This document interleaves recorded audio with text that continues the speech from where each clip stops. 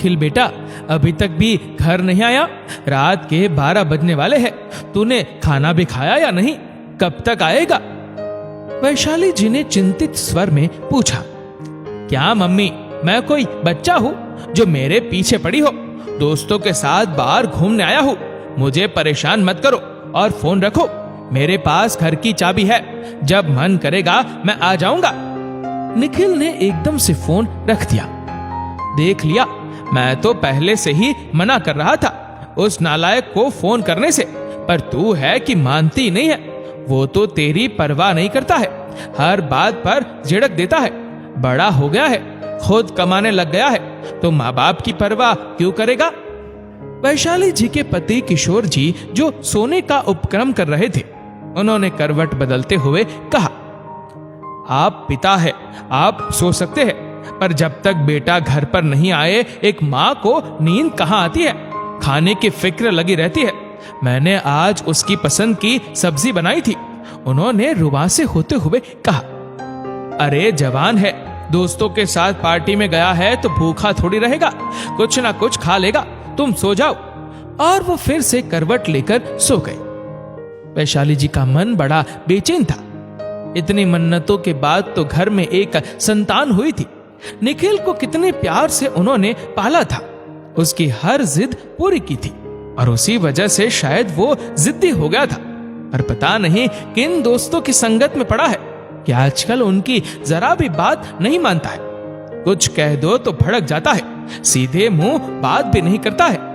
निखिल का ऐसा व्यवहार देखकर किशोर जी और वैशाली जी दोनों ही दुखी रहते थे।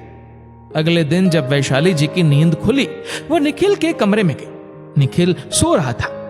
अभी तो इसके ऑफिस का भी समय हो रहा है, ये सोचकर उन्होंने उसे जगाया तो वो गुस्सा हो गया। सुबह 4 बजे आया हूं, सोने भी नहीं देते हो, मुझसे क्या काम है?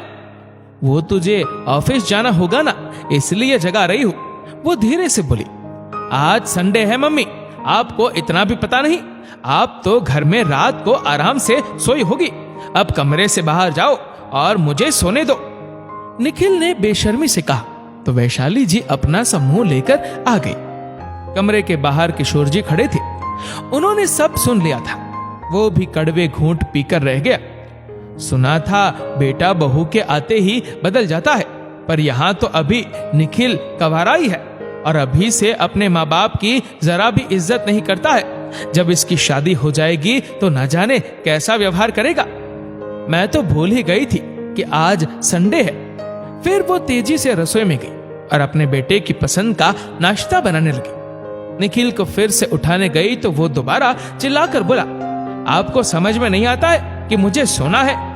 और उसने गुस्से में दरवाजा तेजी से पटक कर बंद कर दिया। सुनो जी, हमने तो अपने बेटे को अच्छे संस्कार दिए थे, पर ये हमारे साथ कैसा व्यवहार कर रहा है? अपने ही बच्चे द्वारा कहे गए कड़वे बोल बर्दाश्त नहीं होते हैं। हम कोई उसके दुश्मन तो नहीं है। वैशाली जी आंखें भिगोते हुए बोल, क्या बच्चे बड़े हो जाते हैं, खुद कमाने लगते हैं, तो माँ का कोई हक नहीं रह जाता है? आखिर निखिल हमारे साथ इतना रूखा व्यवहार क्यों करता है? शायद शादी के बाद सुधर जाए। किशोर जी ने सलाह दी तो वो वैशाली जी को भी पसंद आई। अब वो दोनों निखिल के लिए लड़के ढूंढने लगे। वैशाली जी को अपनी सहेली की बेटी ज्योति बहुत पसंद थी। उन्होंने किशोर जी से बात की तो वो भी राजी हो गए। ज्योति अच्छी पढ़ी लिखी और संस्कारी लड़की थी और सादगी से रहती थी। निखिल उसे बचपन से जानता ही था, तो उसने हाँ करने में देर नहीं लगाई। दोनों की अच्छे से शादी हो गई। ज्योति के आने से सबसे ज्यादा खुश वैशाली जी थी। उन्हें तो बहू के रूप में बेटी मिल गई थी। शादी के कुछ दिनों बाद ज्योति ने रसोई संभाल ली। वो वैशाली जी को अपनी सास नहीं, माँ ही मानती थी। एक दिन वैशाली जी ने बेटे के लिए मनपसंद नाश्ता बनाकर टेबल पर लगा दिया। तभी निखिल आया और चिल्लाकर बोला, ये क्या मम्मी, हमारे आने से पहले ही नाश्ता लगा दिया और इसे ढका भी नहीं। अब तो ये ठंडा हो गया है, मैं नहीं खाऊंगा। और उसने प्लेट सरका दी। निखिल का ऐसा व्यवहार देखकर ज्योति भौचक्की रह गई। उसने अपने आप को संभाला और मुस्कुराते हुए बोली, वाह मम्मी, आपने तो बहुत अच्छा नाश्ता बनाया है और अभी भी गर्म ही है। अच्छा हुआ पहले लाकर रख दिया, वरना ज्यादा गर्म खाती तो मेरा मुंह ही जल जाता। सच में मम्मी बहुत ही टेस्टी बना है। ज्योति को देखकर निखिल ने भी चुपचाप से नाश्ता कर लिया और ये सब देखकर वैशाली जी मुस्कुरा रही थी कि ज्योति को घर की बहू बनाकर उन्होंने सही फैसला किया है। ज्योति कमरे में जाकर निखिल को बोली, आप अपनी मम्मी को ऐसे कैसे डांट सकते हैं? वो आपकी माँ है। आप तो अपनी मम्मी की जरा भी इज्जत नहीं करते हैं, उन पर मेरे ही सामने चिल्ला रहे हो। ये अच्छी बात नहीं है। उन्होंने आपकी पसंद का नाश्ता बनाया और आपने तारीफ तक नहीं की। वो माँ है आपकी, वो आपसे बहुत प्यार करती है। ज्योति की बात सुनकर निखिल चुप हो गया। वो जब देखो मम्मी पर चिल्लाता रहता है, फिर भी मम्मी उस पर प्यार लुटाती रहती है। अगले दिन सुबह लाइट चली गई थी। निखिल को ऑफिस निकलना था और गीजर नहीं चल रहा था। वो चिल्लाकर बोला, पापा आप दिन भर घर पर ही तो रहते हैं, क्या पास में जाकर लाइट बिल नहीं भर सकते हो? आपके आलसीपन की वजह से मुझे परेशानी हो रही है। रिटायरमेंट के बाद वैसे भी आपको काम ही क्या है, इतना सा तो काम कर ही सकते थे। और वो गुस्से में बिना नहाए ही तैयार होकर ऑफिस चला गया। किशोर जी चुप रह गए क्योंकि सामने ज्योति खड़ी थी। बहू के सामने बेटे के ऐसे व्यवहार से वो बहुत शर्मिंदा हो रहे थे। वो बिना कुछ कहे अपने कमरे में चले गए। आज ज्योति को ये सब देखकर बहुत बुरा लगा। उसने मन ही मन सोचा कि आज वो निखिल से आकर इस बारे में जरूर बात करेगी। रात को निखिल घर आया। उसने खाना खाया और कमरे में चला गया। कमरे में ज्योति ने उससे बात नहीं की। क्या हुआ, मुझसे नाराज हो क्या? मैंने कुछ कह दिया या कर दिया? तुम मेरे साथ खुश नहीं हो? निखिल ने उसे मनाते हुए पूछा। निखिल, मुझे यह बिल्कुल पसंद नहीं है कि तुम अपने मम्मी पापा को डांट देते हो और उन पर तेज चिल्लाते हो। तुम्हारे मम्मी पापा है वो। बचपन में तुमने भी कहीं गलतियां की होगी तो तुम्हें भी उन्होंने प्यार से समझाया होगा, और तुम हो कि उनसे प्यार से कभी बात नहीं करते हो, उनका जरा भी सम्मान नहीं करते हो। मुझे तुम्हारा ये व्यवहार पसंद नहीं है। उनका दिल दुखता होगा, उनके दर्द का तुम्हें एहसास भी नहीं है।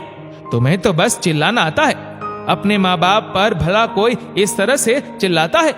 आज तुम अपने पैरों पर खड़े तो हो गए हो, पर तुम्हें इस मुकाम तक पहुंचाने वाले तुम्हारे मम्मी पापा ही है।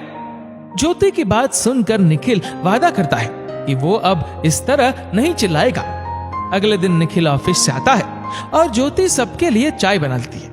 निखिल अपने कमरे में जाकर टीवी ऑन करके चाय वहीं पर लाने को कहता है, पर ज्योति कहती है, बाहर बालकनी में आ जाइए, सब लोग बैठकर साथ में ही चाय पियेंगे। आज बड़े दिनों बाद निखिल ने अपने मम्मी पापा के साथ में बैठकर चाय पी और उन्होंने ज्योति को निखिल के बचपन के किस्से भी सुनाए, तो सब साथ में हंसने लगे। ज्योति भी यही चाहती थी कि निखिल उसके साथ जिस तरह प्यार से पेश आते हैं, वही प्यार और अपनापन वो अपने मम्मी पापा को भी दे। कल संडे है और कल ज्योति और मैं मूवी देखने जा रहे हैं। मैंने टिकट बुक करवा लिए है। निखिल ने कहा, निखिल ये तो पारिवारिक फिल्म है, क्यों ना हम मम्मी पापा को भी साथ लेकर चले? तुम 2 टिकट और बुक करा लो। जब से शादी होकर आई हूँ हम सब साथ में कहीं घूमने ही नहीं गए। कल मूवी भी देखेंगे और सब साथ में बाहर डिनर भी करके आएंगे। ज्योति ने सबको कह दिया।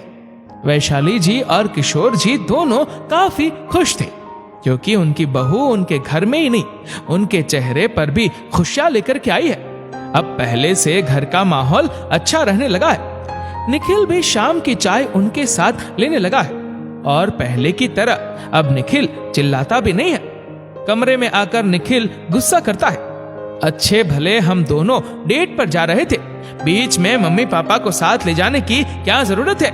वो लोग साथ होंगे तो हम कैसे मजे करेंगे? ज्योति निखिल की बात सुनती है और उसे कहती है, निखिल हमारी शादी को 6 महीने हो गए हैं। हमने हर शनिवार और रविवार को बाहर खाना खाया है, खूब मूवी देखी है, और एक मूवी हम मम्मी पापा के साथ देख लेंगे तो उन्हें भी खुशी होगी। तुम्हें याद है बचपन में जब तुम छोटे थे, मम्मी पापा तुम्हें साथ ना ले जाकर कभी तुम्हें घर पर अकेला छोड़ गए हो?